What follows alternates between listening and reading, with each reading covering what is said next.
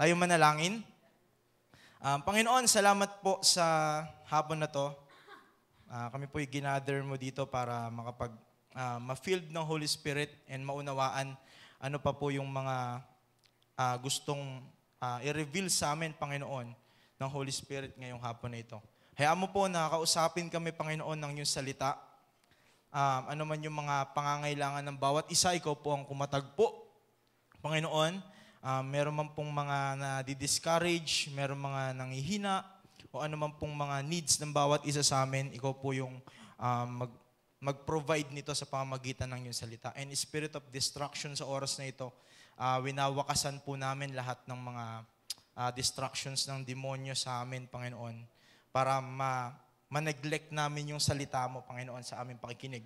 Nawa po, Panginoon, maging receptive kami, Panginoon, and maging attentive kami sa pakikinig ng iyong salita. At ito po yung ma-filled ang aming puso ng iyong salita sa oras na ito. Maraming salamat po at ibinibigay namin sa iyong papurit pa sa salamat. Sa pangalan ni Jesus, Amen and Amen. Okay? So, andito pa rin tayo sa series natin, Pneuma. Pneuma ba, no? O Pneuma. Hindi pneumonia. Kasi baka ang pagkakabasa nyo, pneumonia. Sakit yun. So, Pneuma. So, ibig sabihin, ang series natin ay mas ipinapaunawa sa atin yung part ng Trinity, which is yung Holy Spirit. Mas dapat nating maunawaan. So, yung first lesson natin, first week natin, tinakil ni Pastor Andrew, inintroduce niya sa atin kung sino ba ang Holy Spirit. Sino mga nandito nun? Amen. So, mas naunawaan natin na ang Holy Spirit pala ay nasasaktan, may emotion, siya ay merong personality. So parang tao rin, kagaya rin ng spirit natin. So the same kind of emotion meron siya. So nasasaktan siya, ibig sabihin. Ganun yung inintroduce ni Pastor Andrew last week. So last week naman ay diniscuss ni Ate C yung about sa ang role ng Holy Spirit sa ating salvation. No? So ang role ng Holy Spirit sa ating salvation, ang Holy Spirit din nagpaintindi sa atin bakit kailangan natin maniwala sa Panginoon. Amen? So, ibig sabihin siya lahat ang may pakana. Bakit ka na born again? Bakit ka nagkaroon ng pananampalataya? So, yun yung pinakatinakal ni Ate. Kumbaga, ang Diyos ang nag-ahin lahat, nagsaing, nagtanim, namalengke, naglagay sa lamesa nung iyong kakainin. Ang gagawin mo, nganga na lang, kakainin mo na lang yung pagkain. Yun na lang yung pinaka-response mo. So sa tinakil ni Ate C, natutunan natin na ang role ng Holy Spirit sa salvation, tayo ay nag-response lang sa salvation, pero ang nagpaunawa pa rin sa atin noon, walang iba kundi ang banal na Espiritu. Okay? So lahat yon ay gawa ng Diyos, hindi dahil ikaw ay matalino, kaya ikaw ay nanampalataya sa Panginoon. So yun po yung pinag-aralin natin last week na diniscuss ni Ate Shelo. So ngayon, ang pinaka-title naman natin ngayong hapon na ito is the sanctification through the Holy Spirit. Okay? Sanctification through the Holy Spirit. Sabihin niya natin, sanctification. So, ibig sabihin, parang ganito yan. After natin makareceive ng salvation, nung tayo naniwala sa Panginoon, nagkaroon tayo ng kaligtasan dahil sa ginawa ni Jesus sa cross, at nagkaroon tayo ng kaligtasan na wala tayo sa pagkakasala, yun po ang tinatawag na nagkaroon tayo ng salvation, which is justification. Okay? So, ibig sabihin po, isa sa part ng ating pagiging Christian is pagkatapos natin ma-born again, meron tayong tinatawag na sanctification. Okay? So, para mabilis yung maunawaan, ang sanctification parang ganito yan. So, ikaw ay bumili ng motor, nagkaroon ka na ng pambili, tapos bumili ka na ng motor. Tapos, pag nakabili ka na ng motor at ginagamit mo na yung motor, kailangan niya ng mga maintenance. Okay? So, ibig sabihin, kailangan mong, may mga parte ng engine na papalitan mo, may mga bagay na papalitan ka para tumakbo ng maayos yung isang sasakyan. So, ganun din, after ng salvation natin, nagkaroon tayo ng justification. Okay? So meron kasing three phases of salvation. Una, yung justification. Okay? Tignan natin yung justification dito sa ating screen. Okay?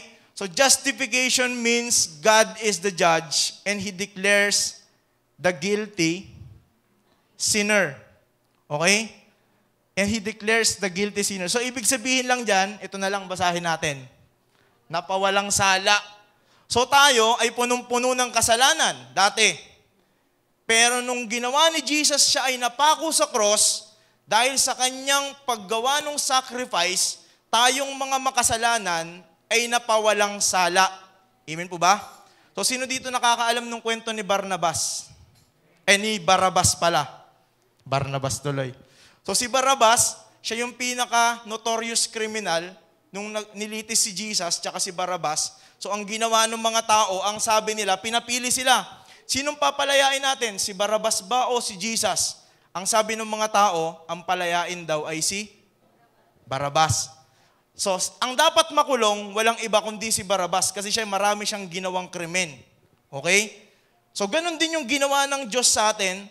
Ay gaya nung sinabi rin ni Ate Shelo nung last week, nagkaroon ng substitution. So, ibig sabihin, tayo dapat yung magsasacrifice dahil tayo naman yung nagkasala, pero ang ginawa ng Diyos, pinalitan niya yung role natin para mag-sacrifice kasi mahal tayo ng Diyos. Hindi na tayo nag-sacrifice, ang Diyos ang nag-sacrifice. So, ibig sabihin, kahit punong-puno tayo ng kasalanan before, but because of Jesus Christ, nagkaroon ng justification. Amen po? So, ibig sabihin, gawa ng Panginoong Hesus, yung sacrifice ni Jesus ang naging dahilan para ikaw ay mapawalang sala. Yun ang tinatawag na salvation. Amen po ba? So dapat tayo yung ikukulong, tayo yung ipapako sa krus, tayo yung pahihirapan, tayo yung mapapunish because of our sins, pero ang ginawa ng Panginoon, siya ang naging sacrifice para tayong mga makasalanan ay hindi makaranas ng sacrifice na yon. So that is justification. Sabihin natin justification. So, ibig sabihin, napawalang sala. Amen po? Pero, hindi nagtatapos doon yung plano ng Panginoon sa atin. So, after ng Diyos tayo iligtas, ang pinakaplano naman sa atin ng Panginoon ngayon is yung tinatawag na sanctification. Okay? Dito sa second slide, makikita natin yung sanctification is a lifelong process to deliver us from present power of sin. So, ibig sabihin, ang maganda lang rito, nagpapako si Jesus sa cross para tayo ay ma-justify, para magkaroon ng justification. Pero, after natin after natin tumanggap kay Jesus Christ, bilang isang Kristiyano, marami pa rin tayong kakaharapin mga kasalanan. Amen po ba? Amen po ba? So, ibig sabihin, ito yung second phase ng ating salvation. Hindi pa natatapos. Amen po? Itong sanctification, ang ginagawa ng Panginoon, iniwan niya yung Holy Spirit sa atin. Naalala niyo yung si Jesus nagpapaalam sa kanyang mga disciples? Ang sabi niya, pag ako umalis, merong papalit sa akin. Amen po? So, ibig sabihin, tapos na yung role ni Jesus sa justification ng ating mga kasalanan. Ang pinaka-role naman ng Holy Spirit sa atin ngayon is i-maintain yung holiness na na-receive natin kay Jesus Christ. Amen po ba? Amen po ba? So, ibig sabihin, yung tinanggap natin si Jesus Christ, nagkaroon tayo ng tinatawag na positional holiness.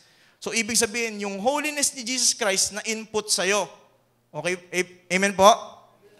Pero may tinatawag pa na progressive holiness o behavioral holiness. So dito naman tayo tinatrabaho ng Holy Spirit. Amen po ba? Amen po? So ibig sabihin, ito yung important part ng Christian life natin, yung sanctification, kasi dito ang ginagawa ng Holy Spirit, minemaintain yung holiness na meron tayo. Kasi bilang tao, hindi natin kaya mag-isa i-maintain yung ating holiness. Amen po ba? Sino nagsabi rito? Dati, ang pagkakaintindi natin sa pagiging Christian, di ba? Kailangan mo ma-maintain yung holiness, kailangan mong bumait, kailangan mong sumobrang, ang tawag dito, kailangan mo lang galingan para ma-maintain mo ang yung holiness. Pero kahit anong galing mo, sino nakaranas nun dito? Kahit anong galing mo, sumasablay ka pa rin. Kaya nga, pag nagsasalita ka ng New Year's resolution mo, di ba? Nasasabihin mo, hindi na ako, diet na ako, ano pa yung mga, hindi na ako mangongopya, hindi na ako mambababae. Ganun ka pa, di ba? So, ibig sabihin, ito bakit tayo binigyan ng Holy Spirit? Bakit natin kailangan yung sanctification? Kasi tayong mga tao, meron tayong limitation when it comes to holiness. Kaya si Jesus, pinalit niya yung kanyang role, umakyat siya ng langit, iniwan niya sa atin yung Holy Spirit, kasi alam ni Jesus na tayong mga tao ay merong limitasyon sa pagiging mabait. Amen po? Hindi natin kayang umabot sa Diyos, hindi natin kayang maging holy sa ating sarili. Kaya yun po yung sinasabi rito. And so the sanctification of the Holy Spirit, tignan natin yung text natin sa Romans chapter 6, verse 17 to 19. Okay? Romans chapter 6, verse 17 to 19.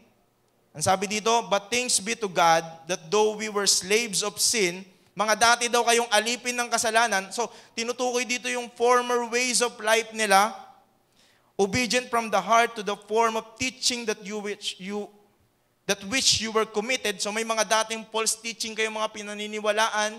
May mga dating heresy kayo na pinaniniwalaan.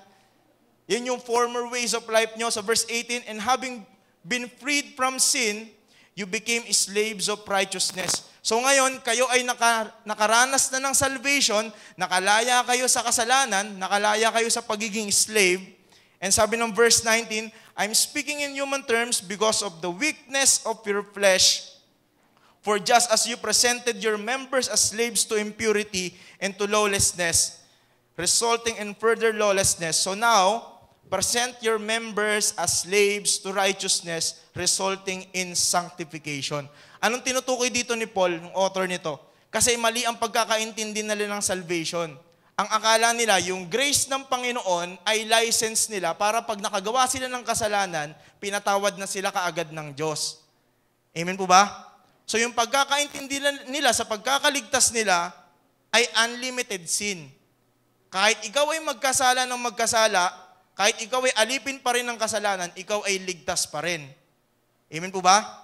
So, ibig sabihin ng author dito, ang tinutukoy niya lang dito, after natin ma-justify sa kasalanan, after ng salvation or justification, meron tinatawag na process of sanctification.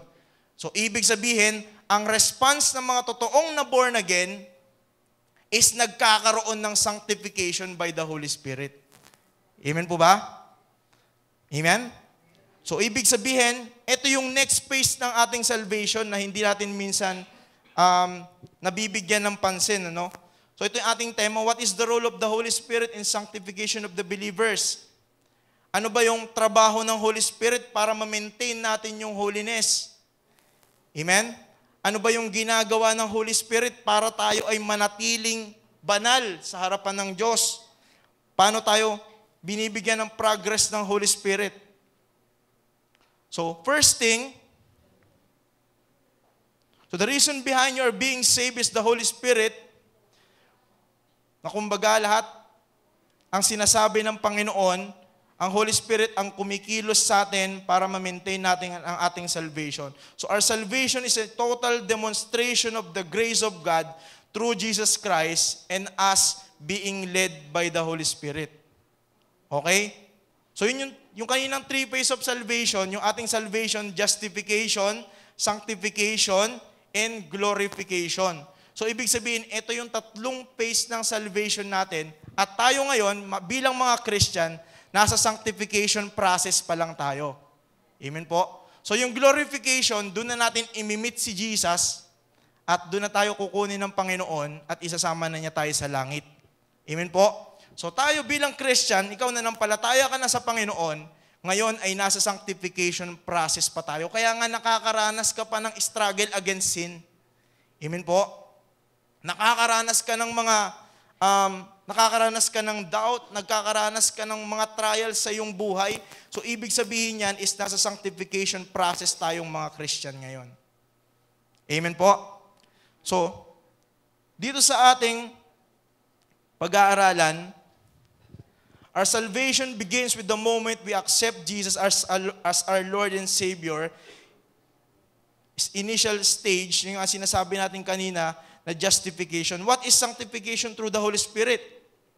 Okay?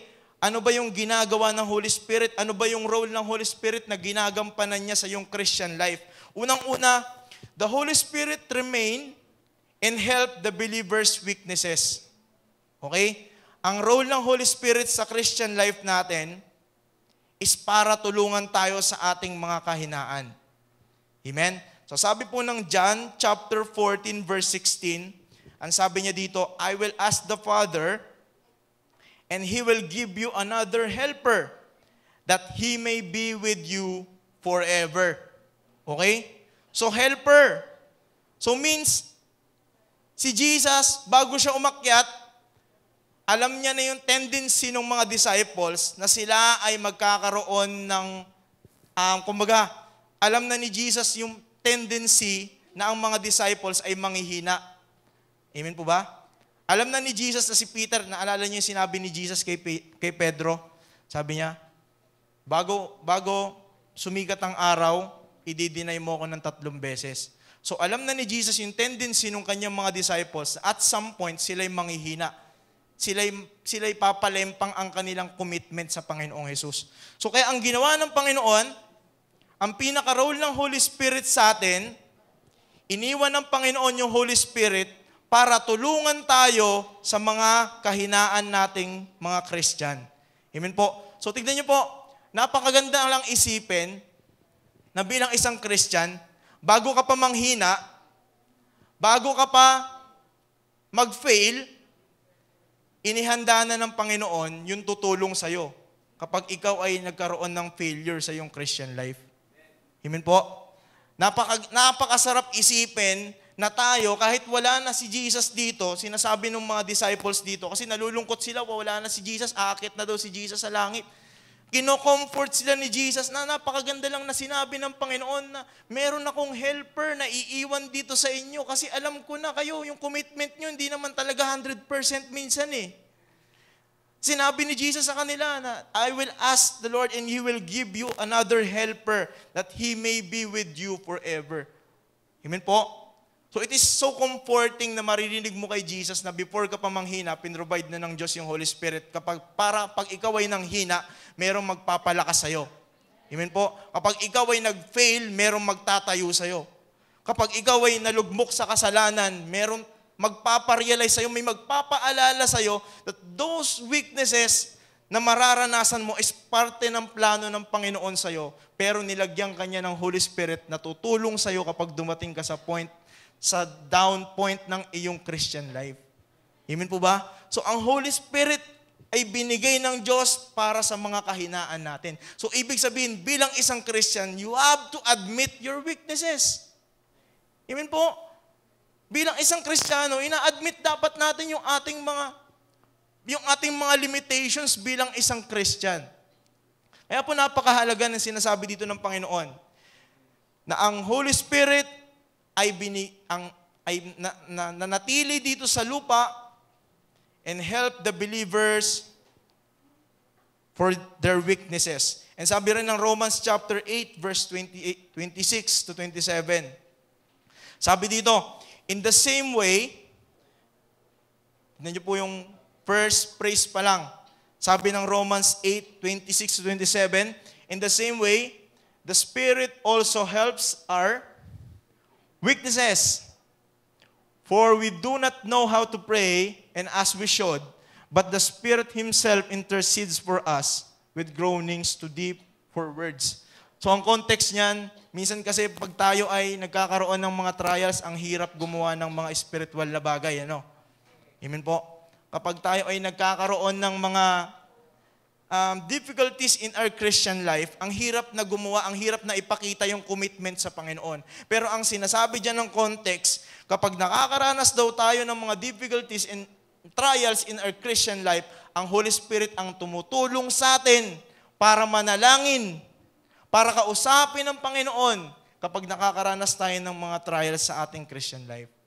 Amen po. So napakagandang mensahe ng Panginoon na ang Holy Spirit pala ay nilagay ng Diyos para tulungan ka sa iyong mga kahinaan, para tulungan ka kapag ikaw ay nadadapa, para tulungan ka kapag ikaw ay natitempt, para i-convict ka kapag ikaw ay may kasalanang gustong gawin, para i-convict ka kapag ikaw ay nadideceive, para i-convict ka kapag ikaw ay nangihina bilang isang Christian. So yan po ang role ng Holy Spirit sa atin, to sanctification. So makikita natin, no,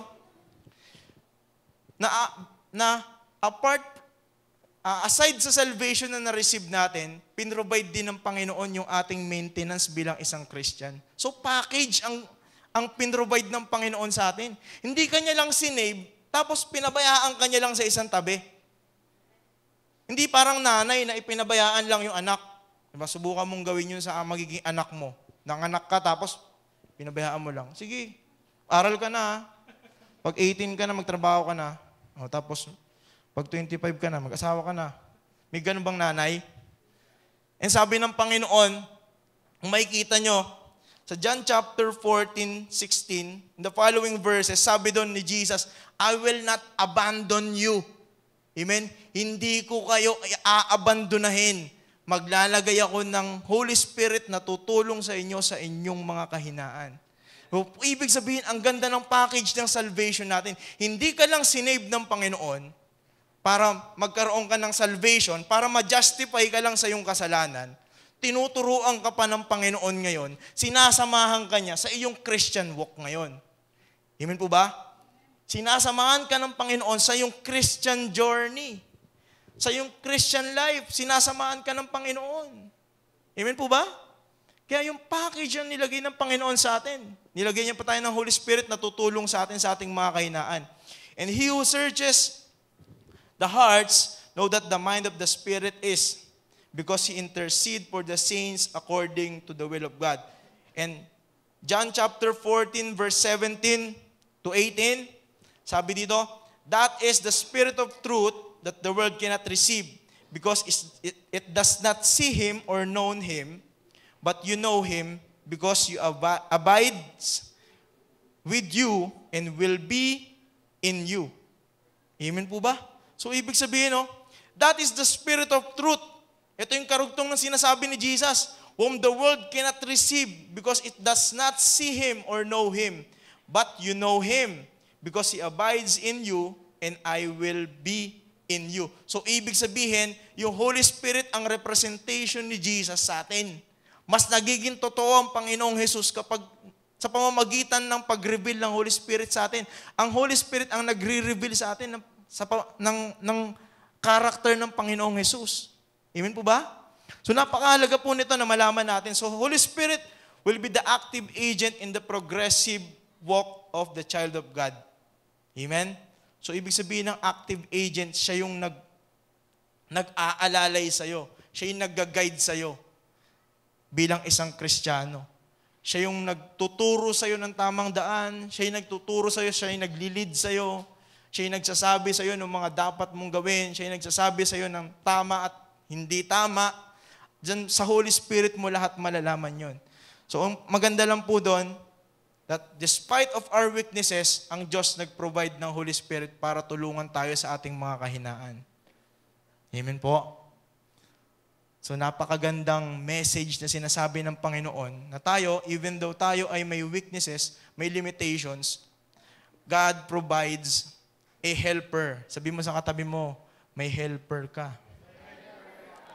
Amen? Di ba ang sarap ng pakiramdam kapag kumbaga sa magkaibigan lang, di ba? Ang sarap ng pakiramdam pag meron kang matatakbuhan. Tapos yung iba, lagi na lang takbo ng takbo. Iba naman, umaabuso. Pero ang Holy Spirit, napaka-comforting ng message ni Jesus dito na hindi niya tayo pinabayaan after mo masave. Amen? Niligtas ka ng Diyos, pinrovide. Diba, saan ka pa? Ano pang hahanapin mo?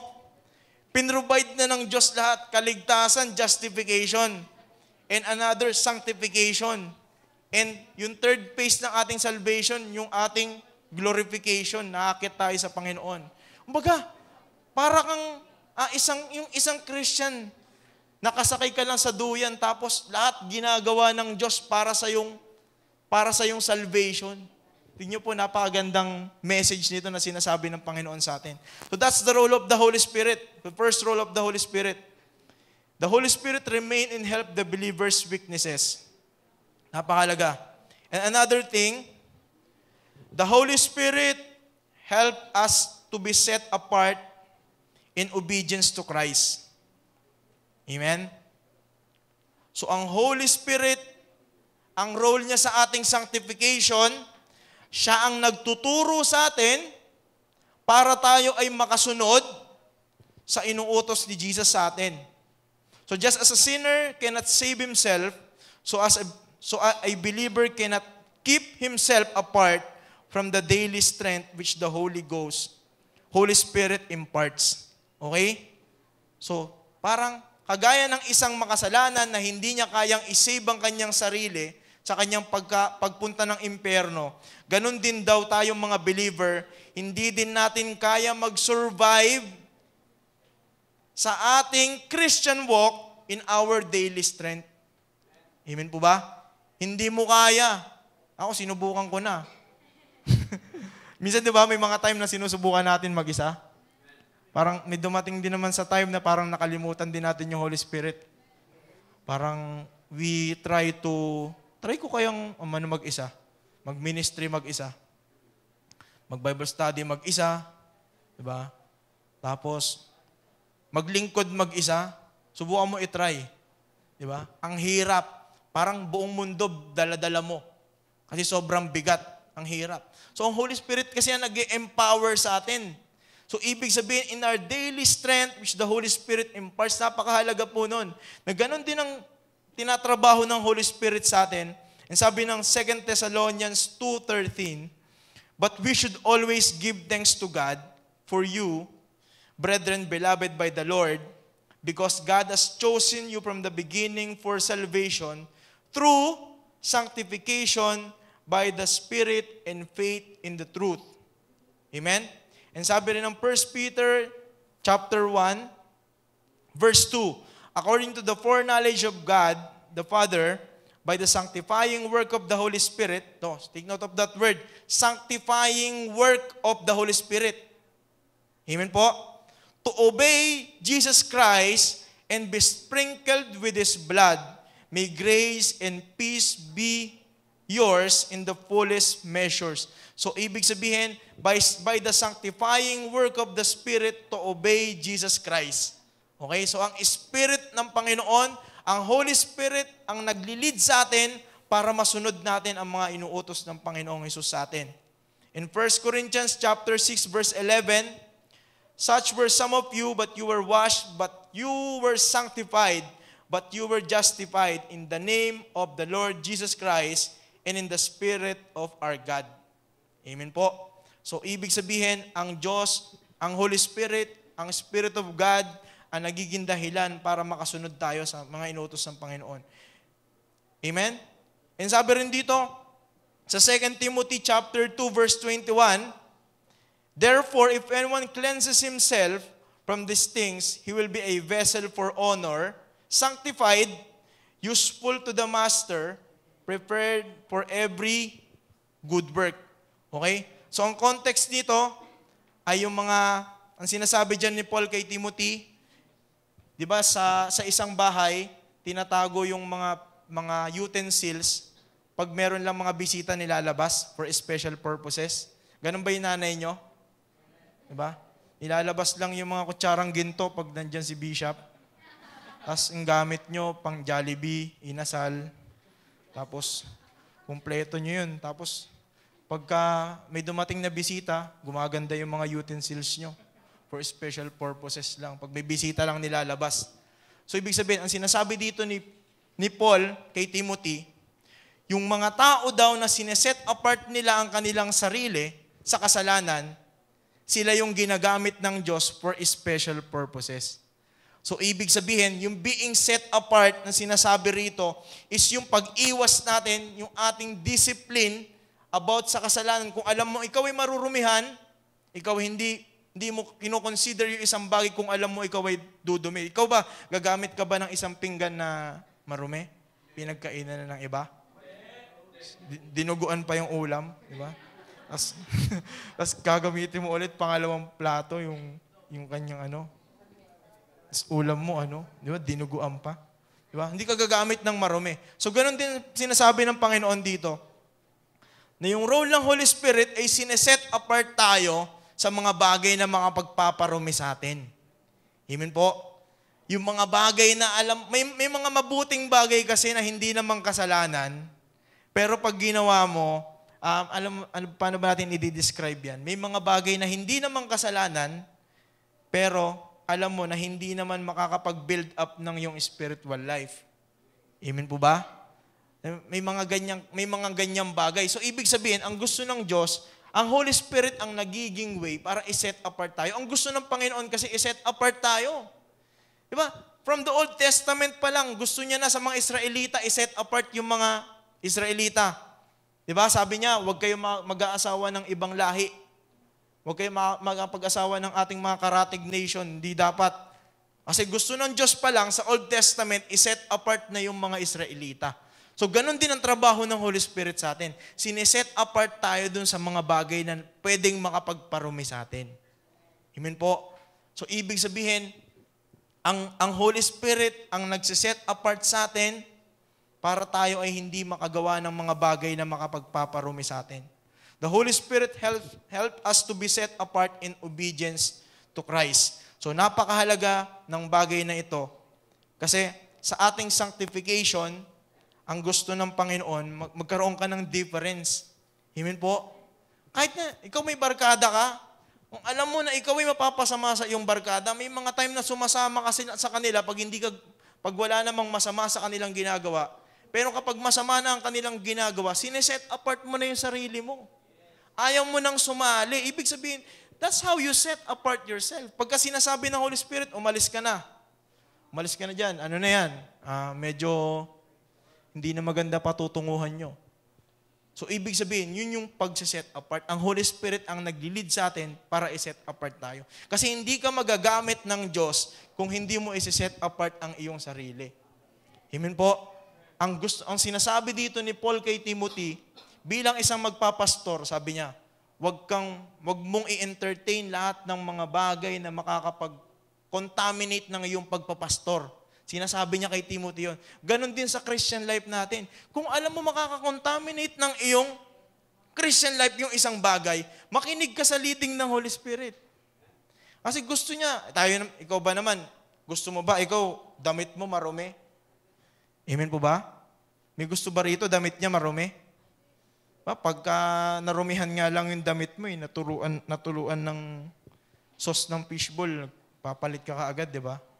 So, ganun din dapat tayo ka-conscious sa ating Christian life. Ang Holy Spirit ang magsasabi sa iyo kung ikaw ay rumurumi. Ang Holy Spirit ang magsasabi sa iyo, magko-convict sa iyo kung ikaw ay may maruming nagagawa sa iyong buhay. So, that's how the Holy Spirit set us apart in obedience to Christ. Amen po? Yun ang gusto ng Panginoon. Yun ang gusto ng Holy Spirit sa buhay natin. I-set apart tayo and lead us to obedience to Christ. So, napahalaga ng sinasabi rito. Such were some of you, but you were washed. Yun. Sabi ni Paul sa 1 Corinthians 6:11, sinasabi niya, kasi may mga tao dun sa Corinthian church na nagkakaroon ng division dahil sa kanilang mga masasamang ugali. Sabi ni Paul sa kanila, malinis na kayo sa mga bagay na yan. You were sanctified. You were justified in the name of the Lord Jesus Christ, in the Spirit of our God. Dapat hindi na kayo nakikisali sa mga bagay na yan. Amen po? So, ganun din ang sinasabi ng Panginoon sa atin, that we must listen to the Holy Spirit and sineset apart tayo ng banal na Espiritu para tayo ay mas magamit. Diba? Kasi pwede ka namang gamitin ng Panginoon pero hindi effectively. Pwede kang gamitin ng Panginoon pero meron kang karumihan na hindi mo isinusuko sa Panginoon. Pwede kang gamitin ng Panginoon kapag kahit ikaw ay may kasalanan na itinatago. Pero mas effective kung gagamitin ka ng Panginoon kung sineset apart mo yung sarili mo. Mas masarap gamitin ng Panginoon kung wala kang dapat ikahiya. Amen po ba? nagkakaroon ka ng boldness, nagkakaroon ka ng confident kasi wala kang dapat ikahiya habang ginagamit ka ng Panginoon. Yun din sinabi ni Paul kay Timothy. Pagsikapan mo na ikaw ay maging isang lingkod ng Diyos na walang dapat ikahiya, ina-handle mo ang Word of God ng maayos. Yun yung sinasabi ni Paul kay Timothy. Ganon din sa buhay natin. So Holy Spirit helps us to be set apart in obedience to Christ. And pangatlo is Holy Spirit transform the believers into the image and likeness of Jesus Christ. Amen. Ito yung isang goal ng Holy Spirit sa sanctification. Amen. Ang pattern kasi ng holiness is walang iba kundi yung holiness ni Jesus Christ. Hindi ka magiging holy. Hindi mo pwedeng sabihin, ay pastor, kahit hindi ako magsimba, kahit hindi ko dalasan magsimba, ako naman ay walang tinatapakan tao, wala akong sinasagasaan tao, maayos ang aking pamumuhay, maayos ang aking relasyon sa aking kapwa. Hindi yun ang basis ng holiness. Amen po? Ang basis ng holiness, ang pattern ng holiness is yung conforming to the image and likeness of Jesus Christ. Kaya nga tayo nagsisimba, kaya nga tayo ang tawag sa atin Christian, kasi tayo ay followers ni Christ at gusto natin yung ugali ni Christ matransfer din sa atin. Yung ugali ni Jesus Christ matransfer din sa atin. Yun ang goal ng holiness. Yun ang goal ng sanctification sa buhay natin. So, amen po? So, hindi sapat na ikaw ay mabait lang. Kailangan yung character ni Christ, nire-reflect mo bilang isang Christian, yun ang pagiging sanctified. Amen po? Sabi ng 2 Corinthians 3:17-18, Now, the Lord is the Spirit, and where the Spirit of the Lord is, there is liberty. But we all, with unveiled face, beholding as in a mirror, the glory of the Lord, are being transformed into the same image. Amen? So take note, same image from glory to glory, just as from the Lord and the Spirit. Amen? So ibig sabihin, ang tinutukoy ni Paul, kayo ay dapat nire-reflect nyo kung ano yung ugali ni Christ. Yan yung mga character ng sanctified na believers. Yung nire-reflect nyo yung glory ng Panginoon. Nakikita ng yung glory ng Panginoon sa inyo. Amen po ba? Kapag ikaw ay nasa school, nakikita yung glory ng Panginoon sa iyo. Ikaw yung kinokopyahan. Di ba? Hindi ikaw yung bilis-bilis.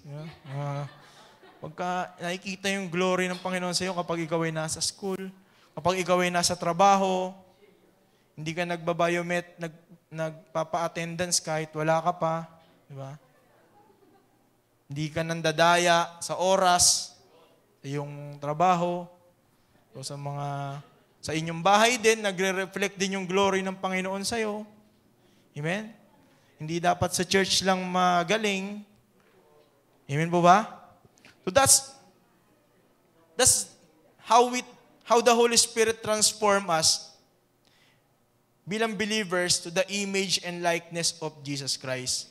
Okay? So ang pattern ng holiness, kung paano ka magmahal, ganun din ang magmahal si Jesus Christ. Kung paano ka magmahal, ganun din yung ugali mo. Kung ugali ni Jesus Christ, ganun din. Kung paano ka magpatawad sa mga nagkasala sa iyo. Kung paano magpatawad si Jesus Christ, ganun din ikaw magpatawad. Amen po? So napakahalaga na ang pinaka-role ng Holy Spirit is conform tayo and matransform tayo as a believers into the image and likeness of Jesus Christ. But we all, the very pattern of holiness is Jesus Christ, and the goal of the Holy Spirit is to be more like Christ and to reveal Him to us. Okay? So ang Holy Spirit ang nagre-reveal sa atin about sa attitude ng Panginoong Hesus sa buhay natin. Amen po? So kung gusto mong magkaroon ng character ni Christ, ibig sabihin, you need to spend more time to the Holy Spirit. Kailangan mong ibigay yung oras mo sa Holy Spirit kung gusto mong magkaroon ng image and likeness of Jesus Christ. Amen? Hindi man ibig sabihin yung mukha ni Jesus Christ, hindi naman yun yung yung nasa 3 o'clock habit. Mahaba yung buhok, tapos may balbas. Hindi yun ang mukha ni Jesus Christ. Kaya kung nagpapabalbas ka, para magmukhang image ka ni Jesus Christ, hindi ganun. Amen po? Diba? So, ibig sabihin, ang role ng Holy Spirit is i-transform tayo, hindi lang tayo baguhin, i-conform tayo sa image and likeness of Jesus Christ. Yun ang kanyang role. Amen po? So, ibig sabihin, napakahalagang role ng Holy Spirit na ang basihan natin ng holiness ngayon is hindi lang ito dahil sa pagiging mabait mo. Ang basihan ng holiness is yung Christ-likeness. Gaano ka kakatulad ni Kristo? Gaano nagre-reflect ang glory ng Panginoon sa iyo kapag may mga nakakausap kang tao? Gaano nagre-reflect ang glory ng Panginoon sa iyo kapag meron kang mga transactions? Gaano nagre-reflect ang glory ng Panginoon sa iyo kapag may mga experience ka in your community o sa school o any areas in your life? Gaano nagre-reflect ang glory ng Panginoon sa iyo? That's how we sanctified by the Holy Spirit. Yan ang pinaka-role ng Holy Spirit sa Christian life natin. Kaya napakahalaga ng bagay na ito. So ang holiness natin, it comes from Jesus Christ. Hindi ito sarili nating production. Amen? Hindi natin ito napoproduce. Hindi tayo ang manufacturer ng holiness. Amen? Ang pinanggagalingan, ang source ng holiness, yung ugali ni Jesus Christ na natatransfer sa atin through the Holy Spirit. Amen? Hindi tayo nagmamanufacture. Ibig sabihin, hindi tayo nagpuproduce ng holiness. Hindi tayo ang gumagawa nun. Ang gumagawa nun, kung bakit tayo nagiging holy, is yung pattern ng life ni Jesus Christ ay nagre-reflect sa atin bilang mga believers. Amen po? Yan ang basihan ng holiness. Amen? So that's the pattern of holiness. Kaya yan ang role ng Holy Spirit sa atin. Holy Spirit transformed the believers into the image and likeness of Jesus Christ. And Holy Spirit helps us to be set apart in obedience to Christ. And Holy Spirit remain and help the believers in weaknesses. So ito naman yung ating response as a Christian. Based doon nalaman natin ang role ng Holy Spirit sa buhay natin. First is we need to be sensitive to the leading of the Holy Spirit. So yung role ng Holy Spirit sa atin, hindi yan mangyayari kung hindi mo naman inaalaw yung Holy Spirit sa yung Christian life na i-lead ka niya. Amen po ba? So, ibig sabihin, mangyayari lang yung mga role ng Holy Spirit sa iyong buhay kung inaalaw mo siya na pangunahan ka niya. Amen? Amen po ba? So, ibig sabihin, ganun ka-powerful yung mga role ng Holy Spirit pag hinahayaan mong pangunahan ka ng Holy Spirit sa iyong Christian life. Hindi mo dapat siya, pag pinangunahan mo ang Holy Spirit, hindi mangyayari lahat sa iyo yung mga bagay na sinabi natin. So, ibig sabihin, we need to be sensitive. Pag sinabing sensitive, ikaw ay sensitive ka sa mga sinasabi ng Holy Spirit sa iyong buhay. Kapag meron siyang sinasabi sa iyo, pag meron siyang pag meron siyang ini-impress sa iyo, sensitive ka sa mga sinasabi niya sa iyong buhay. Amen po ba? Paano ba yung pagiging sensitive? Diba? Minsan, pag nakarinig ka nga ng masama na sinasabi about sa iyo, diba, sensitive minsan yung tenga mo? Okay yun diba? Parang sensitive ka, diba? So yung sensitivity na meron ka nun, so ibig sabihin, ganun dapat tayo ka-sensitive kapag may leading yung Holy Spirit sa buhay natin. Amen? So that's our application. We need to be sensitive to the Holy Spirit kung ano yung mga gusto niya sabihin sa'yo. Kung ano yung gusto niya, kung saan ka niya gustong pumunta. Amen? Ibig sabihin, minsan din kasi sa pagpunta mo sa isang lugar yan yung nagiging cause minsan na ikaw ay magkasala. Minsan di ka naman pinapupunta ng Holy Spirit doon. Ikaw pumunta ka doon. Di ba sabi nga doon sa preaching ni Pastor Andrew first week, yung Holy Spirit din ang nagli-lead kung saan sila pupunta. Amen po? So ibig sabihin pati yung direction ng iyong Christian life, dapat sensitive ka sa sinasabi ng Holy Spirit. Yung iyong direction, yung iyong pupuntahan, yung iyong goal, yung iyong vision bilang isang Christian. Sensitive ka sa sinasabi ng Holy Spirit. And another thing is we need to surrender to the Holy Spirit. Amen? So, ibig sabihin, para magawa ng Holy Spirit ang role niya sa iyong buhay, you need to surrender to the Holy Spirit.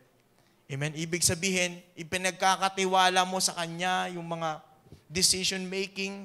Hindi ko naman sinabi na huwag ka na mag-decision sa iyong buhay. Pero every time you make a decision in your life, lalo na sa malalaking decision ng iyong buhay, ibinibigay mo sa Holy Spirit yung last word. Amen? So that's how we surrender to the Holy Spirit. Hindi ka lang basta-basta nagde-decide on your own self pagka ikaw may mga malalaking decision na kailangan gawin sa iyong buhay. So to surrender to the Holy Spirit, ibig sabihin, ina-acknowledge mo siya sa lahat ng areas ng iyong buhay. Yung kanyang role, hinahayaan mo na gawin niya sa iyong buhay. Hinahayaan mo siya na kumilos sa iyong buhay. Hinahayaan mo siya sa mga certain areas ng iyong buhay na kumilos. Amen po? Amen ba? So, ibig sabihin, hindi dapat natin pinipili yung areas na inaalaw natin yung, ito, Holy Spirit, i-allow mo ako dito sa school ko, bigyan mo ako ng wisdom, yan, para mataas ang grades ko, di ba? Bigyan mo ako ng magandang career, di ba?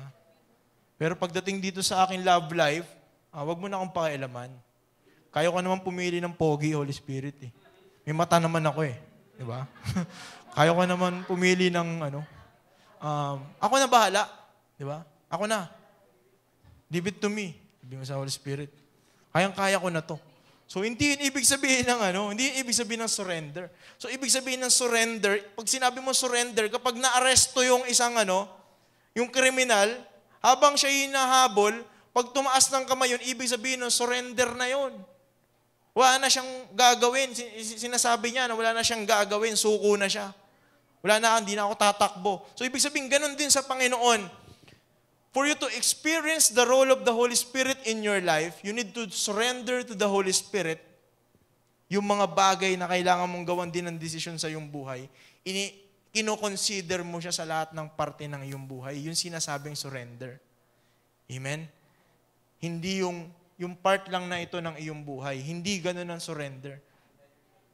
Ibig sabihin, any areas of your life, sa career mo, bilang kasi minsan, sa pagiging adult mo, minsan yun nagiging dahilan, yung iyong career, minsan banat ka ng banat ng career, hindi naman yan yung binigay ng Holy Spirit sa'yo. Hindi ka naman niya dyan nililid. Minsan banat ka ng banat ng mga gagawin mo, mga plano mo sa iyong buhay, di mo man lang siya kinonsider. Hindi yun ang sinasabing surrender. So, ibig sabihin, lahat ng areas ng iyong buhay, ipinapasakop mo. Amen? Ibig sabihin, nilalagay mo sa scope ng Holy Spirit lahat. Nag-under ka sa Holy Spirit, ibig sabihin, binibigay mo sa Kanya lahat ng parte ng iyong buhay. Yun yung ibig sabihin na sinusurrender mo ang iyong sarili. Sabi nga ni Pastor Andrew, yung nag-reflection kami, minsan daw, ang gusto natin sa Holy Spirit, more of you, Holy Spirit. Minsan hinihingi natin lagi yung pagsama ng Holy Spirit, anointing ng Holy Spirit, mga gusto mong gawin ng Holy Spirit, mga miracle ng Holy Spirit, more of you. Pero tayo naman daw, bilang isang Christian, hindi naman natin ibinibigay yung sarili natin sa Holy Spirit.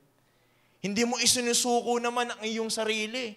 Kapag meron naman yung Holy Spirit na gustong gawin sa'yo, ang gusto mo lang, more of you, ginagamit mo lang yung kanyang anointing, pero kapag meron naman siyang gustong ipasuko sa iyong buhay, hindi mo naman ibinibigay, ibig sabihin, hindi yung total surrender sa Holy Spirit. Ginagamit mo lang ang kanyang anointing. So, ibig sabihin, etong sa sanctification process ng Panginoon, para mangyari ang sanctification, para magpatuloy, ma-maintain ang iyong Christian life, ibinibigay mo dapat yung sarili mo sa Holy Spirit. Paano mo ibinibigay yung sarili mo? Yung mga decision mo. Kahit na minsan labag sa kalooban mo, pero sabi ng Holy Spirit, wag dyan. So, ibig sabihin, that's how you surrender to the Holy Spirit. Kahit na may mga bagay, di ba, may mga bagay, minsan nagko-contrast yung decision mo sa iyong, yung career mo, nagko-contrast dito sa pastor, gusto ko po kasing trabaho. Kaso tanggap na ako, pastor. Kaso sa Adonis ako na-hire Diba? Okay lang po ba yun? Pero pag linggo naman po, walang pasok. Diba?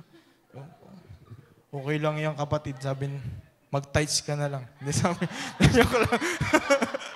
Ibig sabihin, nagko-contrast yung gusto ng Holy Spirit minsan sa kagustuhan mo. Yung mo, Adonis, tapos Sunday, ano ka? Dancer ka pala dito.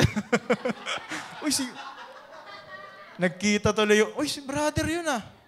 Nagsisimba rin pala dito yung ano. Joke lang. Joke lang ah. Dami na buong kwento ah. So, ibig sabihin lang nun, yung pag-surrender natin sa Holy Spirit. So, minsan, magko-contrast yung gusto ng Holy Spirit sa yung buhay. Amen? Ako nga may mga karir ako na gustong pasukin eh. Kinukuha ko ng ano eh. Kinukuha na ako ni Lord. May mga bagay minsan na gusto mong pasukin na karir. Pero may mga bagay na hindi mo tinatanggap for the sake of your relationship, for the sake of your spiritual life. Amen? Nakaranas na ba kayo offeran ng mga malalaking company? Ng Diwata Pares, mga ganyan. Malalaking company. Di ba, inoferan kayo? Pero for the sake of your spiritual life, ayaw mong itaya yung iyong spiritual life. Ayaw mong itaya ang iyong pagiging Christian. Kaya sinunod mo na lang yung bagay na pinapagawa sa iyo ng Panginoon. So that's the best decision that you can make. Amen? That's the very best decision na gagawin mo, yung sundin ng Holy Spirit kahit labag sa iyong kagustuhan. That's how you deny yourself. Amen? So sa pag-surrender kasi sa Holy Spirit, minsan masasaling yung iyong ego eh. Masasaling ang iyong kagustuhan. Minsan susubukin ka ng Panginoon sa mga bagay na ite-testing niya yung iyong commitment sa Kanya, yung iyong obedience sa Kanya, iti-testing niya sa mga mahalagang decision sa iyong buhay. Pero that's how you, every time na ikaw ay nagde-deny ng iyong sarili para sundin ang kalooban ng Panginoon, yung leading ng Holy Spirit, dun mo sinusurrender yung sarili mo sa Holy Spirit. Amen? Kaya wag mo ipagpapalit yung presence ng Diyos. Wag mo ipagpapalit yung ikaw ay nakakapag-serve sa Panginoon. Wag mo ipagpapalit yung spiritual life mo sa mga opportunities na ino-offer ng mundo sa'yo. Amen? So that's how we surrender ourselves to the Holy Spirit. Yung isang maganda na sinasabi rito. Na minsan naman, wag mo naman sabihin na more of you, Holy Spirit, sabihin mo naman. Ibigay mo naman yung sarili mo sa Holy Spirit. Baka 10% pa lang ang nabibigay mo sa Holy Spirit. Kapag may mga decision ka, ikaw pa rin ang nasusunod, yung kagustuhan mo pa rin, wala ka pa rin isinasaalang-alang, hindi mo pa rin dinideny ang sarili mo sa Holy Spirit, yun yung sinasabi rito. And lastly, is we need to submit and obey to the Holy Spirit. Amen? Submit and obey to the Holy Spirit. That's how we respond to the role of the Holy Spirit. Submit means, parang kagaya din ng surrender na sinasabi natin, ibig sabihin, nagpapasakop ka, sinasubmit mo ang iyong sarili. Ibig sabihin, nire-recognize mo ang Holy Spirit na meron siyang mas the best decision ka kaysa sa iyong own decision. Inire-recognize mo ang Holy Spirit na meron siyang the best plan kaysa sa iyong plan sa iyong buhay. That's how we submit ourselves and obey to the Holy Spirit. Sundin natin kung anong kagustuhan ng Holy Spirit. Amen? So, lahat ng mga disciples, lahat ng mga disciples ni Jesus, nung sila yung nag-minister, nung pinangako ni Jesus sa kanila yung Holy Spirit, naging effective sila sa lahat ng kanilang ginawa because of the empowerment of the Holy Spirit, because sinunod nila, nag-submit sila kung ano yung gusto ng banal na Espiritu. That's how we consider the role of the Holy Spirit in our Christian life. Amen? So ito yung ating conclusion, no? So, holiness or sanctification cannot be achieved by our own effort to be good. It can only achieve by a daily and total dependence to the sanctifying power of the Holy Spirit. Amen? Holiness or sanctification cannot be achieved by our own effort to be good. It can only achieve by a daily and total dependence to the sanctifying power of the Holy Spirit. Amen. So, ibig sabihin, maybe ikaw yung isang Christian na tinatry mo i-maintain yung iyong spiritual life sa sarili mong kakayanan. Lagi ka nagfe-fail kasi iniisip mo, kaya lang to sa pagiging positive ng iyong mindset. Kaya ito sa pagiging determinado mo. Hindi doon ang basihan ng sanctification ng Panginoon. Ang sanctification ay nangyayari by a daily and total dependence to the sanctifying power of the Holy Spirit. Amen? Yung araw-araw na pagdepende mo sa Holy Spirit, yung pag-acknowledge mo sa Holy Spirit, na ikaw hindi mo kaya maging mabait, hindi mo kaya maging magaling sa yung mabuti sa sarili mong kakayanan, ina-acknowledge mo siya bilang overall na nagiging dahilan para ikaw ay masanctify bilang isang believers. So that's how we sanctify by the Holy Spirit. Yan ang sanctification by the Holy Spirit. Yung iyong total dependence sa Kanya. Amen? Yung iyong pagdepende sa Holy Spirit sa lahat ng iyong gagawin. Yung pagdepende sa Holy Spirit sa iyong lahat ng mga desisyon. That's how we sanctify by the Holy Spirit. Yan ang ginagawa. Yan ang gustong gawin ng Holy Spirit sa buhay natin. Kaya lang minsan, hindi mangyari ang mga bagay na ito kasi hindi natin siya hinahayaan na kumilos sa ating buhay. Hindi natin siya ina-acknowledge, hindi natin siya nire-recognize sa ating Christian life. Kaya hindi nangyayari yung mga bagay na ito sa buhay natin. Pero kung hahayaan lang natin na ang Holy Spirit ang mag-sanctify sa atin, ang magpabanal sa atin, at magkakaroon tayo ng intimacy sa Holy Spirit, ang mangyayari, we will grow in the likeness of our Lord Jesus Christ, and we will grow in our faith, and magiging maganda ang takbo ng iyong Christian life. Amen? So allow the Holy Spirit, baka minsan siya ay lagi na lang nakuquench, lagi na lang siya nagigrieve, dahil minsan hindi siya na-honor sa iyong mga ginagawa, hindi siya nagkakaroon ng parte sa iyong buhay, hindi siya nagkakaroon ng part sa iyong buhay, hindi siya nare-recognize, hindi mo siya pinapansin, hindi mo siya binibigyan ng attention, kaya hindi nangyayari itong mga bagay na ito sa iyong buhay. So, ang pinaka-challenge lang sa bawat isa sa atin, ang key na gustong sabihin ng Panginoon, you must allow the Holy Spirit to take over your life. Amen? Allow mo siya na i-take over yung iyong buhay. Allow mo siya na i-take over ang iyong mga decisions sa iyong buhay. I-consider mo siya. Siya ang mag-take over sa iyong Christian life.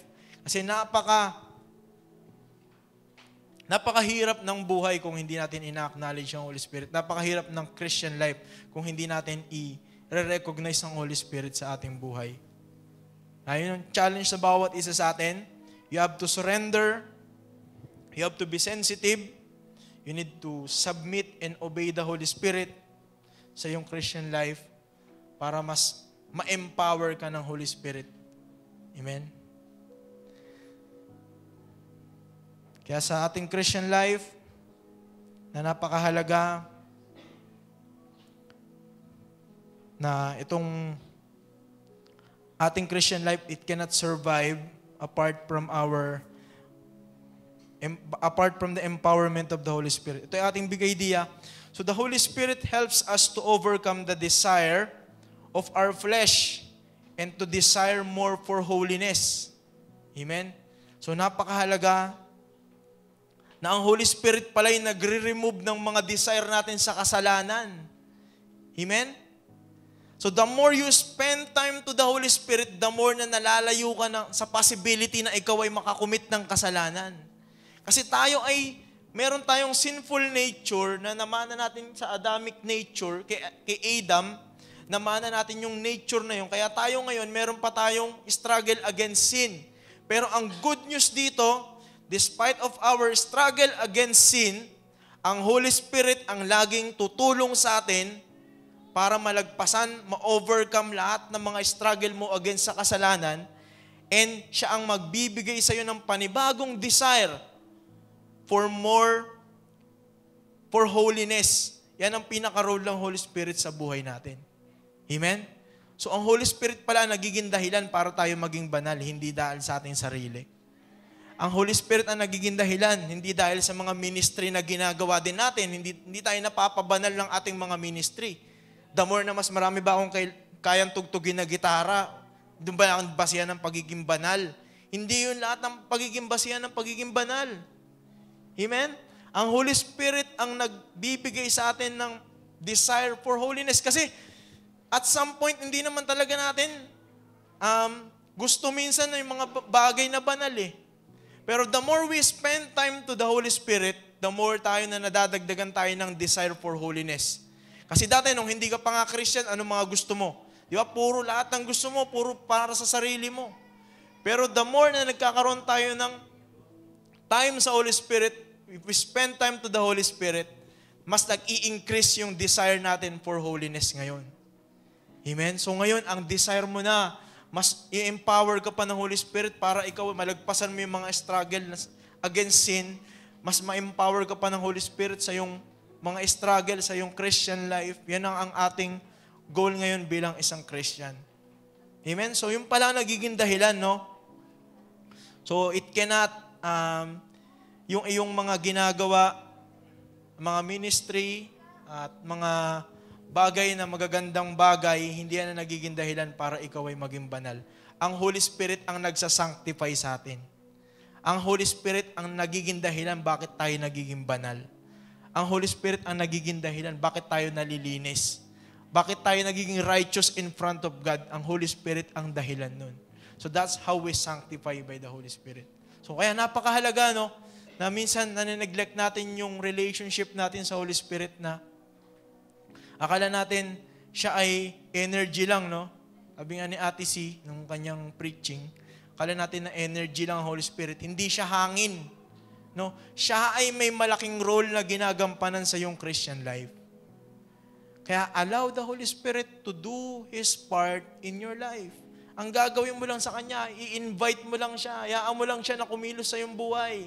Huwag mo lang siyang hadlangan sa kanyang mga gustong gawin sa iyong buhay kasi maraming gagawin ng Holy Spirit sa iyo. Marami pa siyang aalisin sa iyo kasi after ng salvation natin, marami pang gustong ayusin ng Panginoon kaya tayo sinasanctify. Diba? Nung tumanggap ka naman kay Jesus Christ, hindi naman lahat agad nagbago. Kaya marami pang aayusin ng Diyos sa buhay natin. That's the sanctification process na sinasabi ng Panginoon. Kaya hayaan mo na ipaayos yung mga bagay na gustong ayusin ng Diyos sa iyong buhay.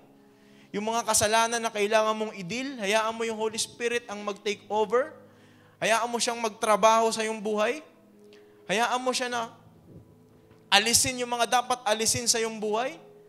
Hayaan mo siya na i-lead ka to surrender sa iyong buhay, sa iyong Christian life. Hayaan mo siya na magtrabaho. That's the sanctification.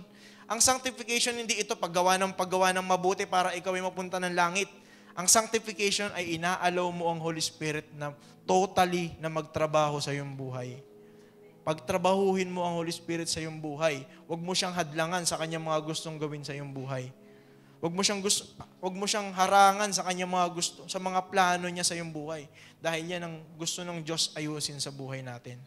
Amen? So, ganun ang kaganda ang plano ng Panginoon.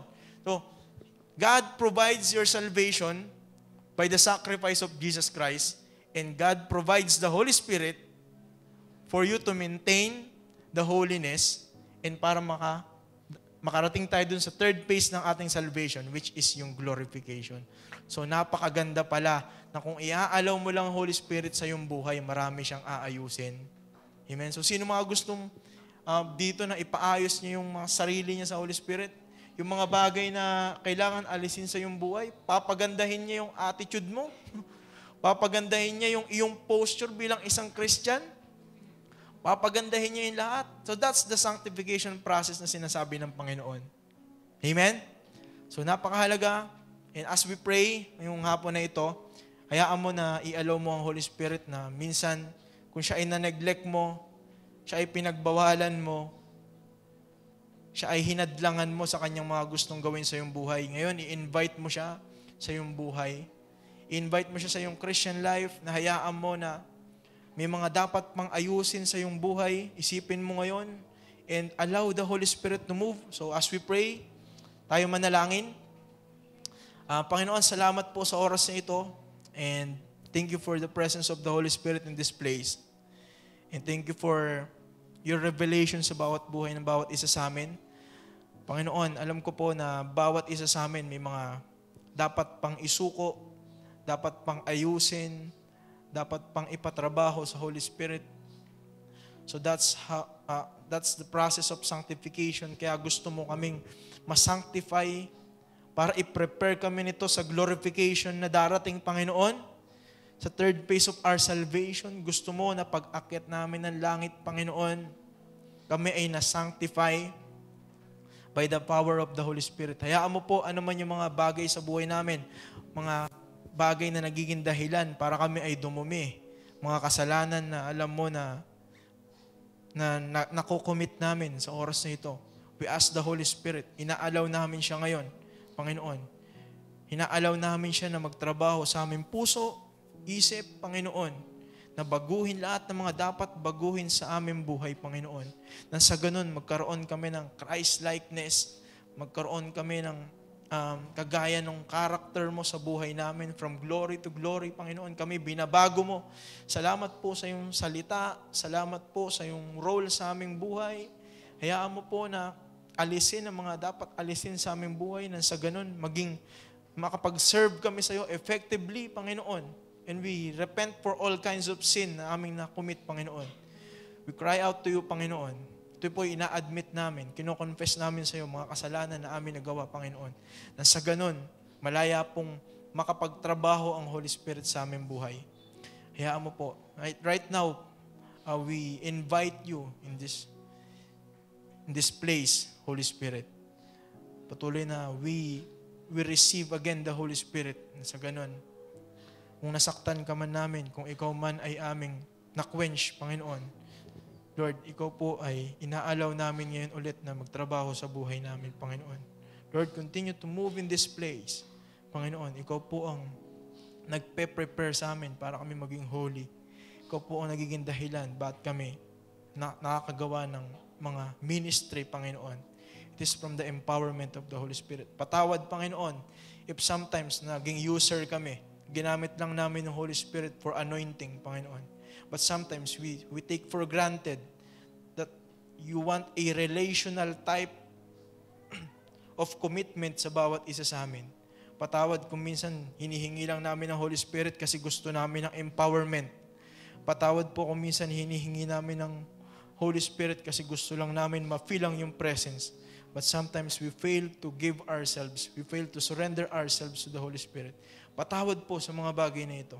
And right now, we will develop a quality time sa Holy Spirit. Nang sa ganun, patuloy kaming baguhin, alisin, at dalin nito in image and likeness of Jesus Christ.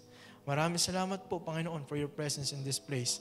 In-honor ka namin. Ikaw lang lagi ang maitaas, Panginoon. Salamat po sa iyong presensya. Binibigyan namin sa iyo lahat ng papurit pasalamat sa pangalan ni Jesus. Amen and amen.